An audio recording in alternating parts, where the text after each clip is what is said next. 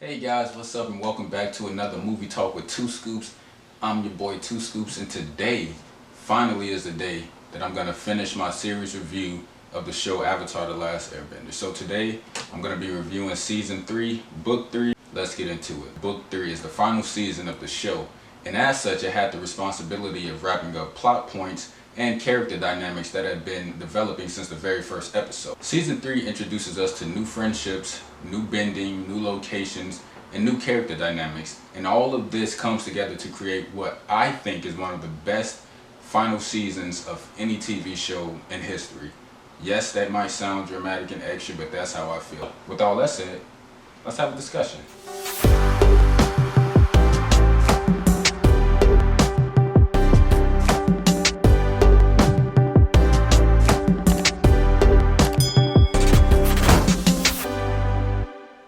Alright, so something that I really enjoyed about this season is that it solely takes place in the Fire Nation. We see quickly that within the nation, there are normal people, and that's when it clicks. Up until this point, the only people from the Fire Nation, with a few exceptions, that we've been exposed to are Fire Nation soldiers. We have grown to hate the Fire Nation because anytime that we see anybody from the Fire Nation, it's a soldier. So we have this hatred towards the Fire Nation. Or maybe it's just me. I don't know. I ain't like them. But anyway, that's something that I liked about this season. We finally get to meet regular people of the Fire Nation. In fact, something that we get to see is that many people in the Fire Nation don't even realize how much they've oppressed the rest of the world. From a very young age in school, they teach the kids about the Fire Nation and how it's this great nation and how it's trying to share its wealth with the rest of the world. So you kind of see the mentality of a lot of people in the Fire Nation. They don't realize how the rest of the world views them. So in the beginning of this season, Uncle Iroh is locked up. He's a prisoner of the Fire Nation after the events of the finale of season 2, where he helps the Avatar and Zuko ends up helping Azula. So they take him captive. He's a prisoner. He's not talking to Zuko. And Zuko, on the other hand, has been welcomed back home as a hero because Azula told his father and everybody else that Zuko was the one that defeated the Avatar. So now Zuko is back home, and he is rightfully uneasy about the idea of Azula giving him the credit. He's not sure what she's really up to, what her hidden motivations are, but that's something that we get to explore throughout this season. So starting off with episode 1, it takes place about 3 weeks after the finale of season 2. Azula struck Aang with lightning while he was in the Avatar state and basically killed him. Katara used some water bending to heal him. So he wakes up on this Fire Nation ship, and rightfully he's scared, he's confused, he thinks he's been captured. So he gets up, he tries to escape, and then he runs into some friendly faces, some familiar faces, and that's when he finds out that he hasn't in fact been captured, but that the rest of the group have hijacked the Fire Nation's ship and have been hiding out in the Fire Nation in plain sight. Then Aang shortly after finds out that the world thinks he's dead, and this bothers him because he feels like the world thinks that he failed again. So that's another thing that we kind of get to watch develop throughout the rest of the season. Is Aang dealing with this idea that people think he failed and trying to keep his cover, or trying to stay undercover, resist the urge to reveal himself so that it doesn't ruin their plan, because they're moving forward with the plan to invade the Fire Nation on these solar eclipse. So the first half of this season is leading up towards that evasion plan. Crap. Why y'all ain't tell me that thing did that? Alright. So episode 2, the headband. So in this episode, as an attempt to blend in the gang, low-key steal some clothes, but I'm gonna give him a pass, because you know you gotta do what you gotta do when you're in enemy territory.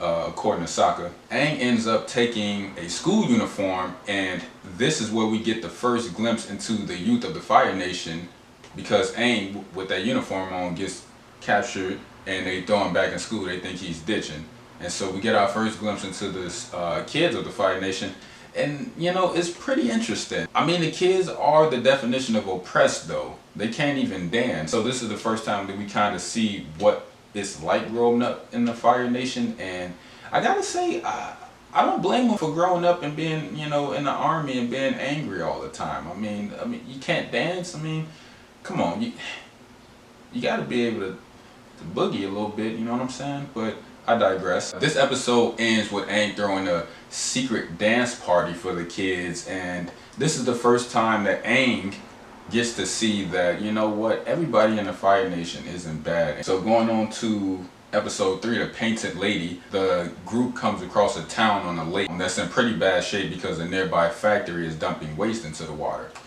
The food they eat is terrible due to the polluted water, and the people are sick due to the terrible food, which is due to the polluted water. So it's all, you know, a circle. So basically, when the gang first gets to this town, they don't intend to stay. But Katara can't help but feel bad for the people. So she quickly becomes a hero of the night when she sneaks into the town and heals all of the sick people. And what happens is the people of that town have this spirit that looks over it called the Painted Lady. And they believe that Katara is a Painted Lady. But once they give the credit to the Painted Lady, Katara then starts dressing up as the Painted Lady. And what I liked about this episode is that, for one, it had one of my favorite scenes of all time. Sokka's like, nah, we can't do this. We on a tight schedule. We got to get out of here. And Katara says, you know, these people need my help, and I will never turn my back on people who need my help. And Sokka in return says, well, then I guess I'm coming too, because, you know, I'll never turn my back on you. So Katara told him, she's like, oh, Sokka, you really do have a heart, don't you? That is one of the sweetest things I've ever heard come out of Sokka's mouth. And you really kind of get to see, you know, how much they actually love each other, because they fight all the time throughout the series. But this is one of those moments where they really show that brother and sister bond that they have. And then it's topped off by Aang in the background, who's getting teary-eyed, and he looks at Toph and he goes like, he really does have a heart, doesn't he? And then Toph just kind of like punches him. And I'm like, you know, what better way to explain the dynamic of that group than that quick scene? Alright, so moving right along to episode 4, Sokka's master. Sokka's master. Talk like I have a master degree. So in this episode, Sokka is feeling down because he finds that he's the only one in the group who can't bend. This makes him doubt himself, as he feels that he has nothing to offer the team, since even his plans don't always seem to go right. So he watches how quickly the gang puts out a huge fire, each person doing their part, as he sits in the background completely useless, or at least that's how he feels. And what I love about this episode is how it shows us how Sokka feels rather than telling us. We see him as he watches the team save the day without him. This leads to him deciding to find a master so that he can learn the art of sword fighting. So this episode goes on to show us Sokka's journey to becoming a skilled sword fighter. It's a pretty quick process, to be honest, and I'm not sure exactly how much time passes over the course of the episode, but I still enjoyed it. I'm not too hard on it for being so quick, because I know that this season had a lot of ground to cover. But if I had to find one issue, I would say that it would have been even better if he started learning maybe like midway through season 2, so that way we can see a more slow progression of him getting better, rather than seeing him kind of master it in an episode. But other than that, I can't really take anything away from this episode. It was still pretty good. It was still paced well for it to be contained in one episode, and by the end of it, we get a better idea of who Sokka is. You know, he has a little slice of humble pie, you know, and that's not to say that he hasn't had any in the past, because Sokka is one of the characters who has had to humble himself the most.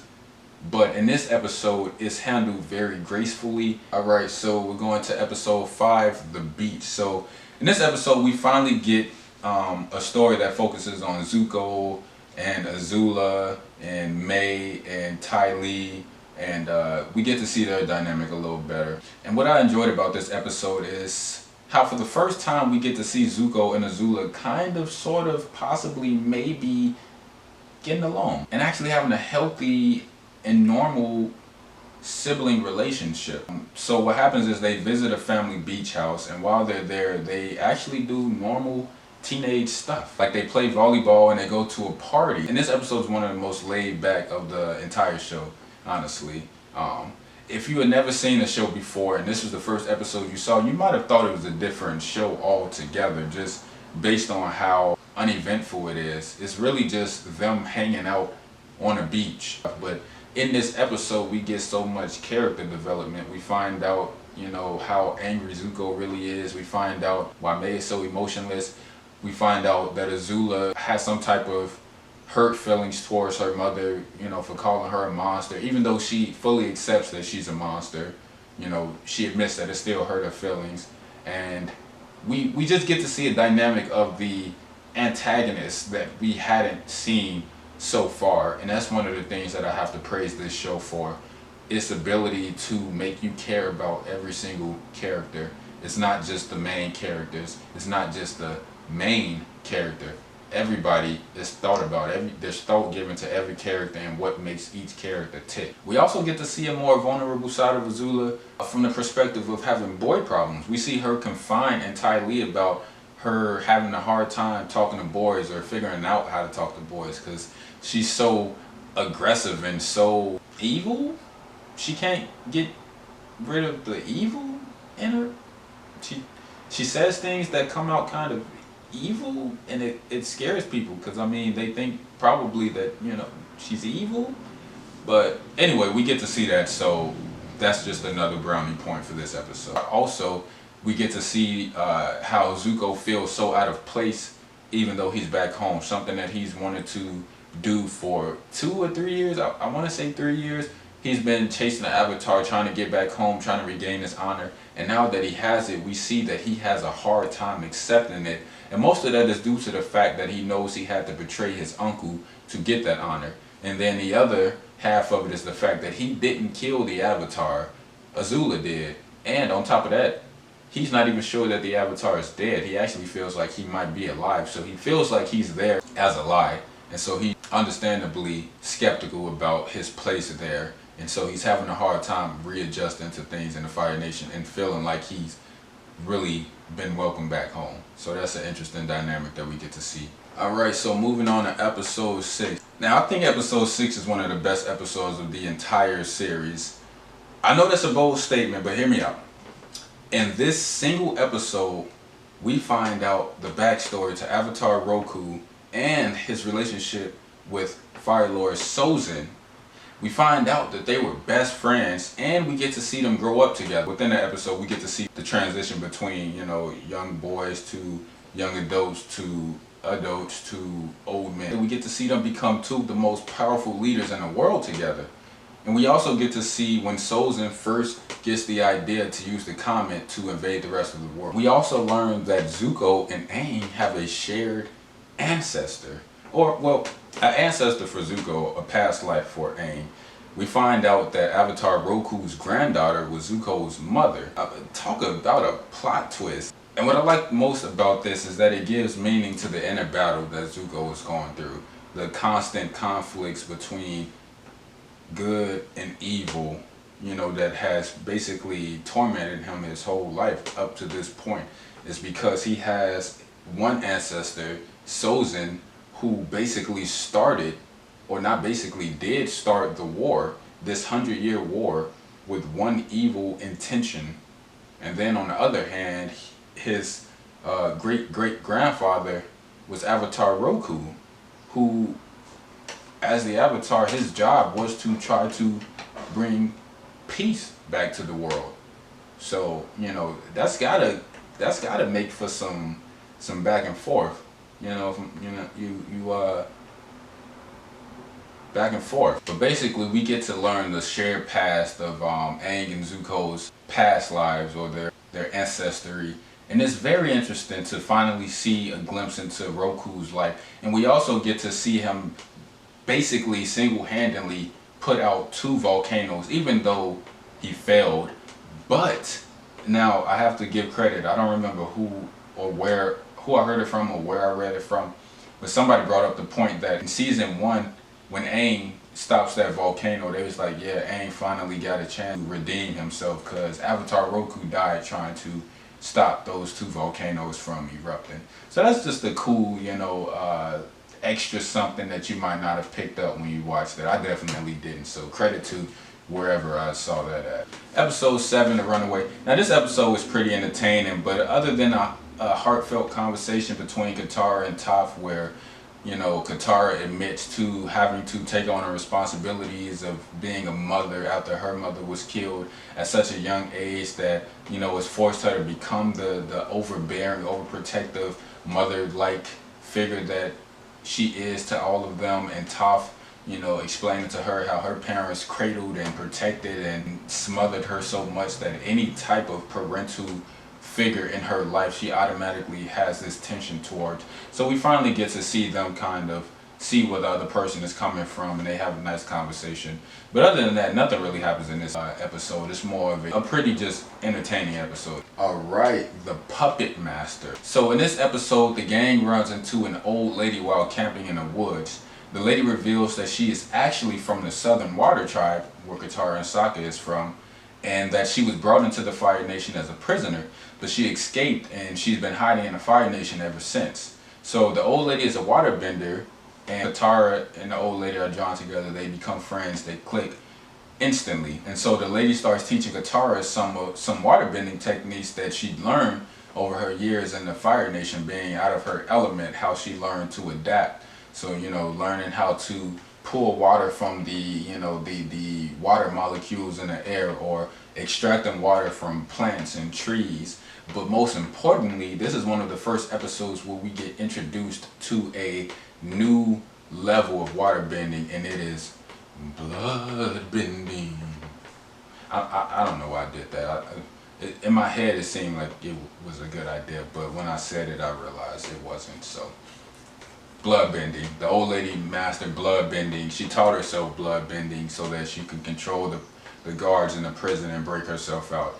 And she's basically been using blood bending to possess people of the Fire Nation and carry them up into a mountain and keep them held prison under a mountain somewhere. And when Katara finds out, she ends up using blood bending to stop the old lady. And Katara just hates the idea of blood bending. She hates that she knows how to do it, but hey, it is what it is. Nightmares and daydreams. This episode, I'm not gonna really talk about it because it's just about Aang being nervous about solar eclipse invasion, the day of Black Sun, whatever you want to call it.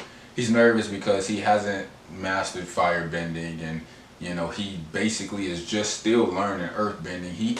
The only thing he's really officially mastered at this point is air bending. So rightfully, he's nervous about having to take on the Fire Lord so soon. So this whole episode is just him having panic attack after panic attack after panic attack. It's pretty funny, but nothing significant really happens in this episode. So I'm going to move right along to episode 10, Day of Black Sun. So this actually is when they invade the Fire Nation. And something that I enjoyed about this episode is that they don't succeed, but it's the first time that Sokka really gets to take the lead after his father, Katoa. What's his dad's name? I'll get his name and I'll put it right here. So Sokka's dad gets injured in a battle, and Sokka has to take over and lead the rest of the invasion. So this is the first time that we really get to see Sokka lead, step into that position. Although episodes prior to this have alluded to his ability to lead, and we've seen glimpses of his wits and his intelligence, but this is the first time that it really gets to play out, and we really get to see Sokka take charge. And this is a good look on him. My dude Sokka was like, hey, let's get it. Let's do what we gotta do. He was making decisions, and it was happening. And something that I also liked is that we get to see Aang and how frustrated he is when he makes it all the way into the Fire Lord's palace and he's not there, and he finds out that they knew about the invasion all along. And we just get to see how frustrated this kid is. I mean, let's be honest, Aang is 12, and there's so much weight on his shoulders right now, and he feels like he's already failed 2 times, and now he's like, what do I do? Like, this dude's not here. We've been planning for this all this time, and he's not here. So this episode was a really good episode, and it was a good twist. When when it was first playing on TV, I don't think I had any idea that this wasn't the last episode. So I thought that he was gonna face the Fire Lord on this episode. So when that didn't happen, I was like, dang. So where do we go from here? So kudos to the writing, of this show for them to be able to give us a little bait and switch like that. What? There we go. Alright, so moving on to episode 12, the Firebending Masters. So in this episode, Zuko has officially left the Fire Nation. He's officially decided that he's going to help Aang learn firebending. He's going to help Aang defeat the Fire Lord. And in this episode, we get to see the dynamic between Zuko and Katara unfold a little bit more, how resentful she is towards Zuko for trading after he basically opened up to her, she opened up to him.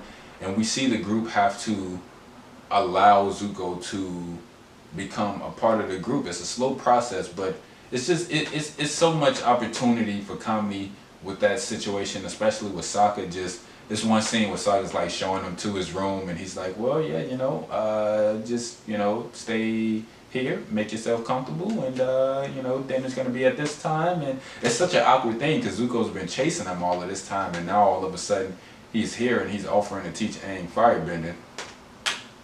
But he never gets around to doing it, or I won't say never, he doesn't get around to doing it anytime soon, because now that he switched sides, his firebending is weaker. And this is because they will find out once they travel to the, where do they go? They go to the Fire Sage's temple in hopes to find the original form of firebending, so that Zuko can get his firebending back because it's weak. And he finds out that that's because all of this time his firebending has been fueled through anger and hate.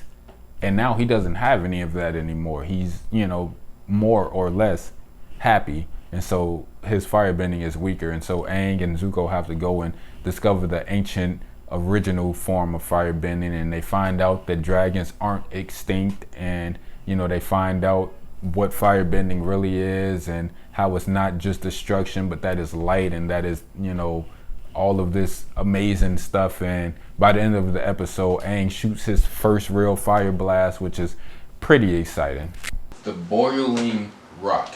Oh, I skipped episode 11. Alright, so actually everything that I just said happened, well, not everything that I said, but Zuko showing up and the team having to grow to trust him, that actually happened in episode 11. And then, Zuko realizes that his firebending is weaker, and all of the rest of the stuff that I said happened in episode 12.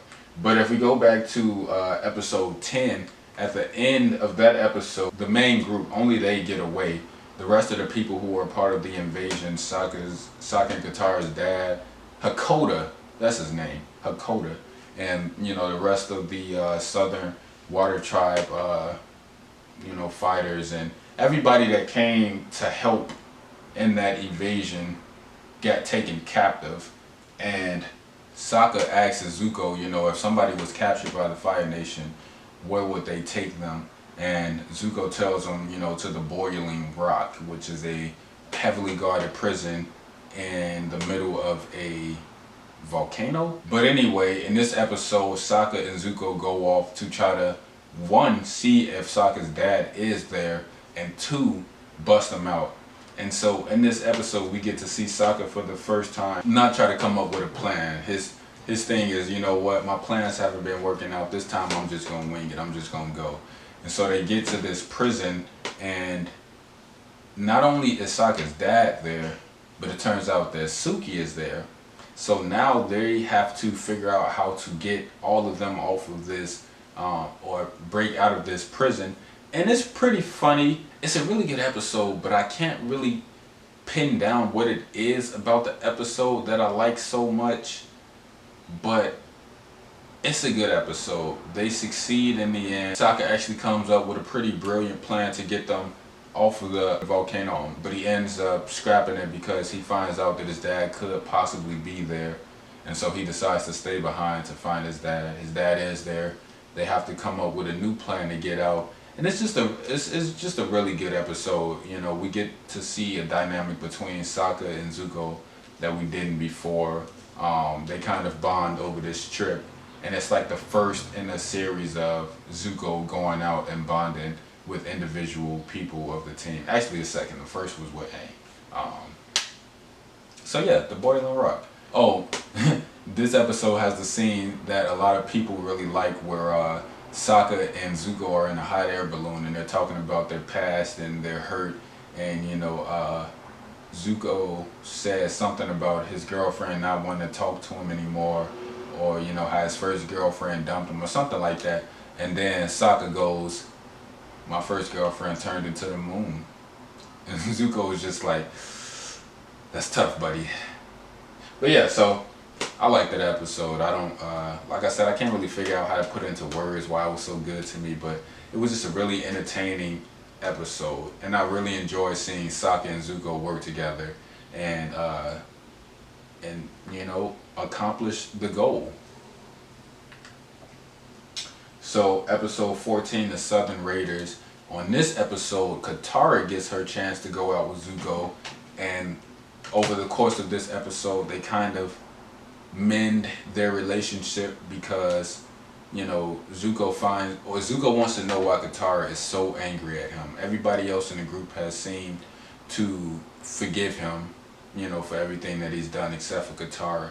And he finds out that a lot of her anger isn't directly at him, but at the Fire Nation in general, and more specifically, the commander that killed her mom. And so Zuko tells her, I know who that guy is. I can take you to him. So this whole episode is kind of a revenge-filled quest for Katara, and she's this whole time, she's serious. She's about that business. She's about that action. She ain't taking she ain't for none of it in this episode. And we get to see her really almost kill this dude when she finally finds him. And then what's even more chilling is the fact that she says that she wanted to. She really wanted to, and she really doesn't even know what stopped her from killing him. And she says that she just can't forgive him. That's a small twist, but it's like watching it, you think that she's gonna come to a place in her heart where she's like, you know what, I gotta forgive you for me. But she never comes to that point. She just doesn't kill him, but she doesn't forgive him. And I think that just goes to show how much pain Katara feels and how much pain she's been holding on to ever since she was a child. And it just gives her character a lot more depth. And so I really like that. And once again, just like the last two episodes, I like the dynamic between Zuko and Katara.